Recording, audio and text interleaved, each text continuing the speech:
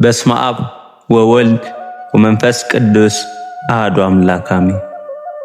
እንደ አምላክ በሚሆን በአብ በወልድ በመንፈስ ቅዱስ ስም አምነን በገጽ 3 በባሕርይ አንድ በሚሆን ያለ መንፈግ የሚሰጥ ያለ ሐሰት እውነተኛ የሚሆን የተማረኩትን ከምርኮ የሚመልስ ሕሙማንንም ከደዌ የሚያድን ከኛ ዘንድ ለሱ ምስጋና የሚገባው ለኛም ከሱ ዘንድ ከደዌ ለመዳን መለመን የሚገባን ምስራችን የሚናገር ሊቀ መላእክት የቅዱስ ገብርኤል ድርሳን ነው። ኅዳር 19 ቀን የሚነበበውን ድርሳን እናሰማለን። የጸሎቱ ኃይል በአገልጋዩ ላይ ትደር ለዘላለሙ በእውነት አሜን። እመቤታችን ቅድስት ድንግል ማርያም በቤተ መቅደስ ሳለች የእስራኤል ወገኖች በድንጋይ እንውገራት ብለው መከሩ። ከቤተ መቅደስ በደረሱ ጊዜ መላእክት እመቤታችን ቅድስት ድንግል ማርያምን ወዳለችበት ከሰማይ ሲወርዱ አየዋት። የቤተ መቅደሱም ቅጽሮች እንደ እሳት ሲቃጠሉ አዩ። ይህንንም ባዩ ጊዜ በየወገናቸው አፍረው ተመለሱ።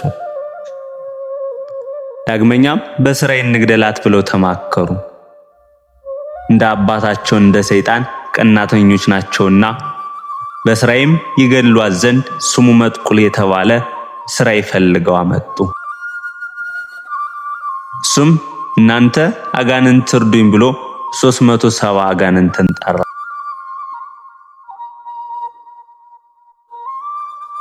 ሰባ ላሞች ለመሥዋዕት አቀረበላቸው። እነሱም በድንጋይ ጸፍጸፍ አረዳቸው። ሥጋቸውን በሉ፣ ደማቸውንም ጠጡ። ከዚያም ከሥራየኛ ጋር እመቤታችን ወዳለችበት ቤተ መቅደስ ሄዱ። እመቤታችን ማርያምም ሊገድሏት እንደመጡ ባወቀች ጊዜ ወደ እግዚአብሔር ጸለየች። የመላእክት አለቃ ቅዱስ ገብርኤል ወደ እኔ ና እያለች እነዚህን ቃሎች እየጠራች ጸለየች። በዚያን ጊዜ ቅዱስ ገብርኤል የሚያበራ የእሳት ሰይፍ በእጁ ይዞ መጣ። መጥቁልን አጠፈው። 370 አጋንንትም ከእነሱ አንድ ሳይቀር አጠፋቸው። ከዚህም በኋላ ካህናት እመቤታችን ቅድስት ድንግል ማርያምን ከዚህ ውጭልን፣ ቤተ እግዚአብሔርን ማታርክሽብን አሏት። ትጉሃን አለቃ ቅዱስ ገብርኤልም ዳግመኛ መጣ። ሰላምታ ይገባሻል፣ ዳዊት ልጅ ሆይ ከዚህ ውጪ፣ እኔ ካንቺ ጋር ነኝና አይዞሽ አላት።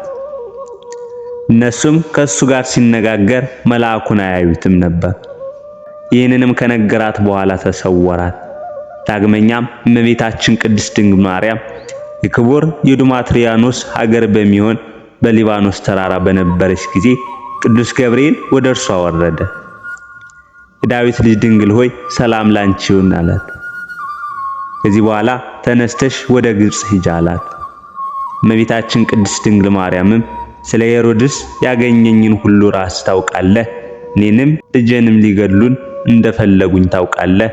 እግዚአብሔር ካንቺ ጋር ነውና አይዞሽ፣ የሚያገኝሽም ክፉ ነገር የለም አላት። ይህንም ተናግሮ ወደ ሰማይ ወጣ። ከዚህ በኋላ እመቤታችን ቅድስት ድንግል ማርያም ወደ ግብጽ ሄደች። ከአንዲት ሴት ዘንድም በደረሰች ጊዜ እመቤታችን ማርያምን ሰደበቻት። በዚያን ጊዜም ምድር አፏን ከፍታ ያችን ሴት ዋጠቻት። እመቤታችን ማርያምም ከዚያች ሴት ቤት ገባች። 4 ወር ከ5 ቀንም ተቀመጠች። ከዚህ በኋላ ለዮሴፍና ለእመቤታችን ቅድስት ድንግል ማርያም መልአክ ታያቸው። ከዚህ በኋላ ለዮሴፍና ለእመቤታችን ቅድስት ድንግል ማርያም መልአክ ታያቸው። እዚህም ተነስታችሁ ሂዱ አላቸው። ተነስተውም ሄዱ። ግብፃውያንም ባዩአቸው ጊዜ ዮሴፍን ይዘው በብዙ ደበደቡት። እመቤታችንን ግን በዕብራይስጥ ቋንቋ ጸለየች። በዚያን ጊዜም ሊቀ መላእክት ቅዱስ ገብርኤል በእጁ የሚያበራ የእሳት ጦር ይዞ መጣ። በመዓልትም በሌሊትም እኔ ካንቺ ጋር ነኝና ማርያም ሆይ አይዞሽ አላት። እግዚአብሔር መልአክ ሆይ ከግብፃውያን እርዳኝ፣ ዮሴፍን ስቃይ መከራ ጸኑበት አለችው። መልአክም በክንፍ ምድርን እየመታ ሄደ። ከምድር 49 ክንድ ያህል ከፍ ብሎ ዮሴፍን የደበደቡትን ሰዎች በሰይፍ አጨዳቸው።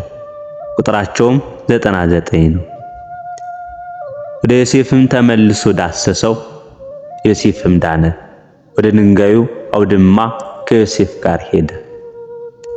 ያንንም ድንጋይ ስፈረው አለው። ሰፈረው። ርዝመቱ 109 ስፋቱ 39 ሆነ። ያችን ድንጋይ አነሳና ወረወራትና ከምድር በታችም ገንዳ አደረጋት። ከዚህ በኋላ ተሰወራቸውና ወደ ሰማይ ወጣ። በዚያም ጊዜ ሄደችና ቁመቱ 300 ጎኑ 49 የሚሆን ታላቅ አውሬ ከሚኖርበት ምድር ደረሰች። እመቤታችን ቅድስት ድንግል ማርያም ጸለየች። ሊቀ መላእክት ቅዱስ ገብርኤልም ተገለጸላት። በእጁም ልሳኑ 2 የሆነ ሰይፍ ይዟል። ማርያም ሆይ የማደርገውን እዩ እንጂ አትፍሪ አላት። መልአኩም ያንን ሰይፉን መዘዘና እነዚህን ቃላት ጠርቶ ከሰይፉ ላይ ምራቁን ተፋና ለዚያ ከይሲ አስነካው። በዚህ ጊዜ ከ17 ላይ ተሰነጠቀ። ከወዱም ውስጥ ጥቁር ቁራ ወጣና ገብርኤልን ተሳደበ። መልአኩ በእጁ እንደ አፍ ያዘና ከእመቤታችን ከቅድስት ድንግል ማርያም ጋር ትከራከር ዘንድ ምን ስልጣን አለህ አለው። ርኩስ መንፈስም ያለ ጊዜ አታጥፋኝ አለው። ቅዱስ ገብርኤልም ጥሎት ወደ ሰማይ ወጣ። ዳግመኛም ድንገት መጥቶ ማርያም ሰላምታ ላንቺ ይሁን፣ የእግዚአብሔርም ሰላም ካንቺ ጋር ይሁን፣ ተነሽና በጸሎትሽ ከመቃብር የወጡትን ተመልከች አላት። እንደዚሁም በዘመነ ብሉይ ጓደኛው ቅዱስ ሚካኤል የእስራኤል ልጆች መርቷቸው ነበርና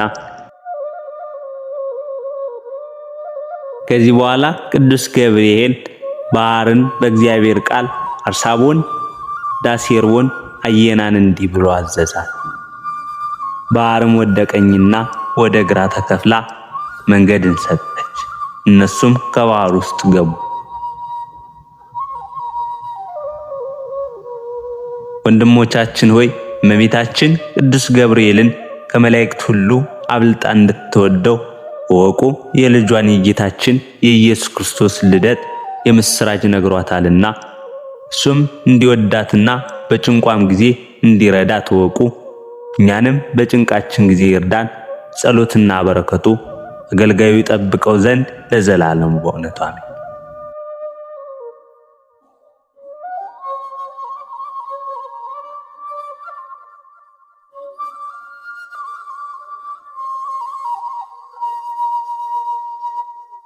ዳግመኛም ከዚህ በመቀጠል ሊቀ መላእክት የቅዱስ ገብርኤል ታምር ነው።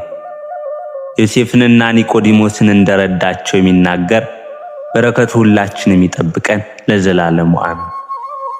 ሄሮድስም በምክሩ ጽኑ ቅጣትን እንዲቀጣቸውና እንዲገላቸው አዘዘ። ያን ጊዜም የእግዚአብሔር መልአክ ቅዱስ ገብርኤል ወደ እነሱ ወረደ፣ በብርሃን በክንፉ ሰወራቸው። በዚያም ቦታ መልካም መዓዛ ሸተተና ሰሪ ብርሃን መላ። እንዲህም ብሎ ተናገረ። መጥምቁ ቅዱስ ዮሐንስን ራስ ከአመፀኛ ከሄሮድያዳ እጅ ቀምቼ ወሰድኩ። እኔ ገብርኤል ነኝ፣ በዓለም እንዲገለጽ ማደረኩ። የአመፀኛ የሄሮድስን አእምሮ ያጠፋው ተልቶም እንዲሞት ያደረኩ እኔ ነኝ። ይህንም ከተናገረ በኋላ ተሰወረ። በረከቱ አገልጋዮችን ይጠብቃቸው ዘንድ ለዘላለሙ በእውነት አሜን። ዳግመኛም የሊቀ መላእክት የቅዱስ ገብርኤል ታምር ነው። አባታችን ገብረ መንፈስ ቅዱስን እንደረዳውና በክንፉ እንደተሸከመው ወደ ሰማይም እንዳወጣው የሚናገር በረከቱ ከአገልጋዩ ጋር ይሁን ለዘላለሙ አሜን።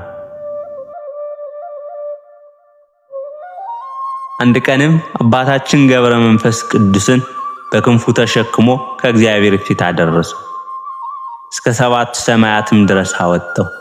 ደስተኛና የምስራችን ነጋሪ የሚሆን የዚህ የቅዱስ ገብርኤል ክብሩ ታላቅ ነው። ከመላእክት ሁሉ ክብሩ ድንቅ ነው። የሰው አንደበት ሊናገረው የማይችል የሟች ልቦና ሊመረምረው የማይችል የከበረ ባይሆንስ የልጁን የልደቱንና ትንሣኤውን የዕርገቱን ነገር እንዲናገር ባላከው ነበር።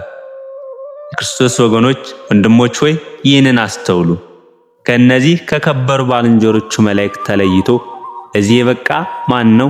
የጌታችን የኢየሱስ ክርስቶስ ልደቱ የተሰወረና የረቀቀ ምስጢር ሆኗልና ከመላእክት ሁሉ ዘንድ ምስጋና የሚገባው መኖሪያቸው በሰማይ ከሆነ ሰራዊት ሁሉ ተሰውሮ በድንግል ማኅፀን ተወሰነ ብሎ መጽሐፍ እንደተናገረ አሁንም በፍጹም ልባችን በፍጹም ኃይላችን እንውደደው። ከጌታው ከክርስቶስ ይለምን ዘንድ ከመቤቱና ከወዳጁ ከማርያም ይለምን ዘንድ የዚህም መልአክ ይህን የታምሩ መጽሐፍ ከቅዱስ ወንጌል ከሰማዕታትና ከጻድቃን ገድል ተመልክቶ የሚሰበስብ ሰው ኃጢአቱ ይሰረይለታል። ብሎች ሰዎች ተሰብስበው ሳለ ቄርሎስ እንደሚገባው ለሚያደርስ ስርየት